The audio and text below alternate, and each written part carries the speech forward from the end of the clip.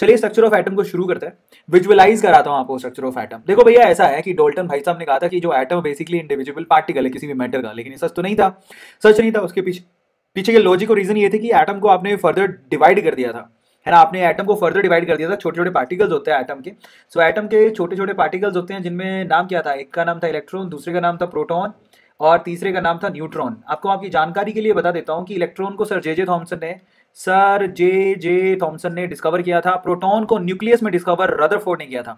ठीक है, प्रोटॉन को, मैं अपनी स्टेटमेंट को ढंग से बोल रहा हूँ, ध्यान से सुनना। ठीक है, प्रोटॉन को न्यूक्लियस में रदरफोर्ड ने डिस्कवर किया था। न्यूक्लियस में रदरफोर्ड ने डिस्कवर किया था। और न्यूट्रॉन जेम्स चैडविक ने डिस्कवर किया था। James Chadwick. न्यूट्रॉन को किसने डिस्कवर किया था? जेम्स चैडविक ने डिस्कवर किया था, अलग अलग तरीके से। ठीक है, उसकी डिटेल में जाने का कोई फायदा नहीं है कैसे क्या किया, बट हाँ, अगर आप लॉन्ग टर्म सेशन देखें तो उसमें मिल जाएगा।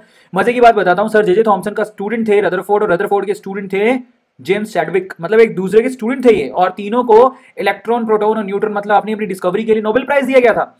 तो ये बड़ी इंटरेस्टिंग चीज है इनके बारे में। तो अगर आप लोग बात करें इलेक्ट्रॉन की डिस्कवरी कैसे हुई थी, तो वो सीआरटी कैथोड रे ट्यूब से हुई थी। ये तो आपको पता ही है। कैथोड रे ट्यूब से हम जो सर जे जे थॉमसन है उन्होंने क्या किया था, इलेक्ट्रॉन को बेसिकली डिस्कवर किया था। हुआ कुछ यूं था, एंशिएंट टाइम पे सब लोग बोलते थे, बिजली चमकती थी तो सब बोलते थे कि भैया ये जो बिजली जो चमक रही है बेसिकली वो भगवान नाराज हो गए हैं। तो ऐसा करके वो लोगों को डराया करते थे। तो ये लोग जो नास्तिक थे, जो साइंस में बिलीव करते, वो कहते हैं भैया ऐसे फालतू बातें हैं, और ये जो बिजली चमक रही है उसको हम लोग अपनी लेबोरेटरी में प्रोड्यूस कर सकते हैं। फाइनली सीआरटी को बनाया गया, और यहाँ से कैथोड वेव्स निकली, और जिससे वो इलेक्ट्रिसिटी प्रोड्यूस होने वाला फिनोमिना लैब में भी करवाया गया। बाद में पता लगा कि कैथोड से जो रेज निकल रही हैं, और एक्चुअली वो क्या नेगेटिवली चार्ज पार्टिकल से बनी है, जिनको इलेक्ट्रॉन नाम दिया गया।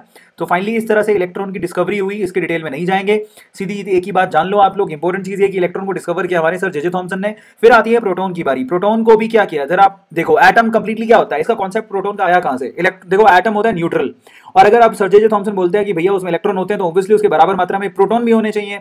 लेकिन ना, अगर हम लोग बोले कि जैसे इलेक्ट्रॉन के ऊपर बहुत सारे एक्सपेरिमेंट करके उसे प्रूव किया गया था, तो प्रोटॉन के ऊपर बहुत सारे एक्सपेरिमेंट करके उनके प्रूव नहीं किया गया था। तो ऐसा कुछ नहीं था। एक एक होल वाली, यहां पर एक होल वाली क्या की गई थी, इलेक्ट्रोड को लगाया गया था। एक होल वाले इलेक्ट्रोड को लगाया गया था।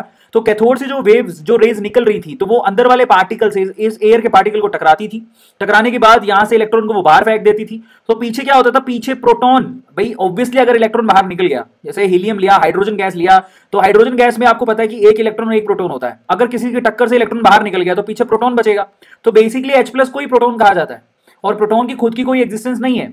और यहां से H+ के जो एलिमेंट थे वही जा रहे थे कहां पर, कैथोड की तरफ। पॉजिटिव वाले कहां जाएंगे, नेगेटिव प्लेट की तरफ जाएंगे।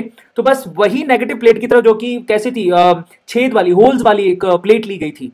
तो वहां से हमें वो प्लेट जो थी वो चमकने लग गई थी। तो वहां से, पर उनको प्रैक्टिकली प्रूव नहीं कर सके थे। ओवरऑल प्रोटॉन की कोई एग्जिस्टेंस की प्रूव नहीं है, बट क्योंकि इलेक्ट्रॉन एग्जिस्ट करता है और एटम न्यूट्रल होता है, तो प्रोटॉन की एग्जिस्टेंस को आपको मानना पड़ेगा। बट ओवरऑल प्रोटॉन के लिए भी सीआरटी को यूज किया गया था, उसकी एग्जिस्टेंस को प्रूव करने के लिए।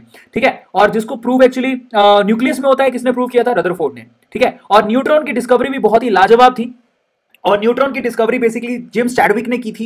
हालांकि वो न्यूट्रॉन की डिस्कवरी नहीं कर रहा था, वो अल्फा पार्टिकल से बचने का कुछ जुगाड़ ढूंढ रहा था। बट जब बहुत रेडिएशन, कोई भी रेडिएशन किसी भी मेटल की प्लेट पे डाल रहे थे, तो उस मेटल की प्लेट से एनर्जी को गेन करने के बाद, मतलब वो वेव से एनर्जी को गेन करने के बाद, ये जो बरीलियम की जो मेटल प्लेट थी, तो कुछ पार्टिकल को बाहर फेंक रही थी। अब वो जो पार्टिकल थे बेसिकली, वो ना तो पॉजिटिव प्लेट की तरफ जा रहे थे ना नेगेटिव प्लेट की तरफ। तो उनको एक नाम दिया कि भैया एटम के अंदर न्यूट्रल पार्टिकल्स भी होते हैं। तब न्यूट्रॉन का डिस्कवरी किया गया। ठीक है, तो अल्फा पार्टिकल की बॉम्बार्डमेंट की वजह से न्यूट्रॉन डिस्कवरी हुई। ऐसे कुछ नहीं था कि हम लोगों को न्यूट्रॉन डिस्कवर करना